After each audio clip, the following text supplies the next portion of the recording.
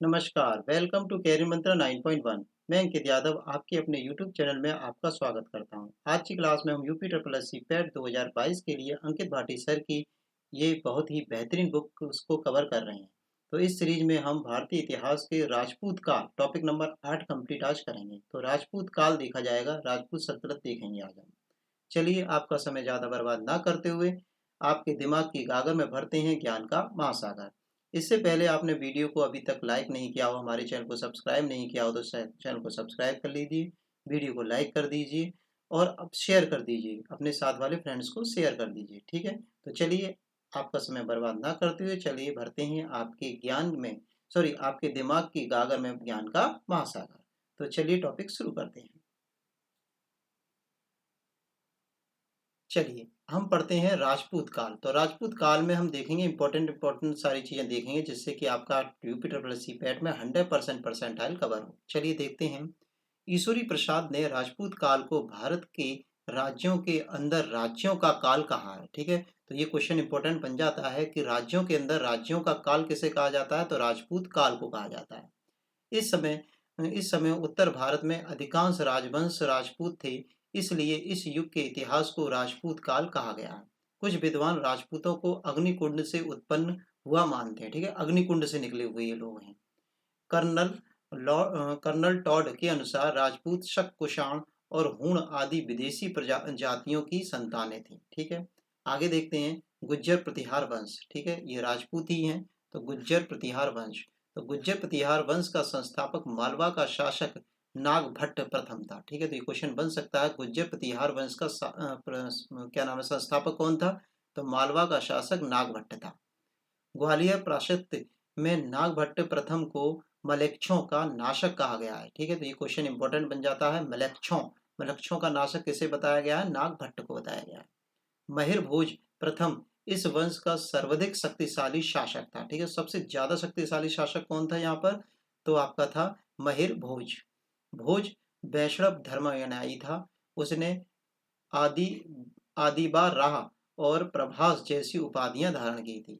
राजेश्वर को महेंद्रपाल प्रथम और महीपाल दोनों ने संरक्षण प्रदान किया था। तो राजेश्वर को संरक्षण किसने दिया, महेंद्रपाल और महीपाल ने। 1018 में महमूद गजनवी ने कमजोर प्रतिहार शासक राजपाल को हराकर अपने अधीन कर लिया। आगे देखते हैं। गढ़वाल वंश, चंद्रदेव ने कन्नौज में गढ़वाल वंश की नींव रखी। कहाँ पर नींव रखी थी, कन्नौज में रखी थी गढ़वाल वंश की, चंद्रदेव ने। इसके आगे चलते हैं हम लोग।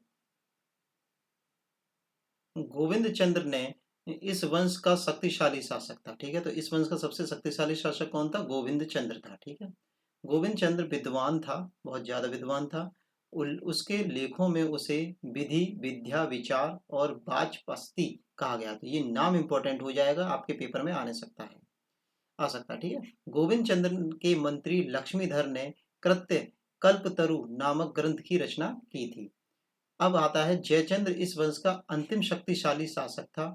एक कहावत के अनुसार चौहान नरेश पृथ्वीराज तृतीय ने चंद्रगुप्त की पुत्री संयोगिता का अपहरण कर लिया था। ठीक है, ये कहावत है, बताया जाता है। आगे चलते हैं। जयचंद्र जयचंद 1194 में मोहम्मद गौरी से चंदावर के युद्ध में लड़ा, जिसमें वह मारा गया था। ठीक है, अब बात आती है चौहान वंश। तो चौहान वंश का संस्थापक कौन था, वासुदेव था। इस वंश का सर्वाधिक शक्तिशाली शासक विग्रहराज चतुर्थ अथवा बीसल देव था। बीसल देव कवि और लेखक भी था। इसने हरिकेल नामक एक संस्कृत नाटक की रचना की है। इसके दरबार में राजकवि सोमदेव का निवास करते थे, जिसने ललित, विग्रहराज और कथासरित सागर नामक ग्रंथ की रचना की थी। पृथ्वीराज तृतीय इस वंश का अंतिम शासक था। ठीक है, तो पृथ्वीराज तृतीय, ठीक है, चौहान वंश का। अब है पृथ्वीराज तृतीय जो था वो 1191 ईस्वी में मोहम्मद गौरी के साथ तराइन का प्रथम युद्ध हुआ, जिसमें मोहम्मद गौरी को इसने हरा दिया। ठीक है, 1192 में तराइन का द्वितीय युद्ध हुआ, जिसमें मोहम्मद गौरी ने पृथ्वीराज तृतीय को हरा दिया। ठीक है, आगे क्या हुआ। पृथ्वीराज तृतीय के दरबारी कवि चंद्रवरदायी ने पृथ्वीराज रासो नामक महाकाव्य की रचना की है और पृथ्वीराज विजय नामक संस्कृत काव्य की भी रचना इसने की है। किसने, आपके चंद्रवरदायी ने।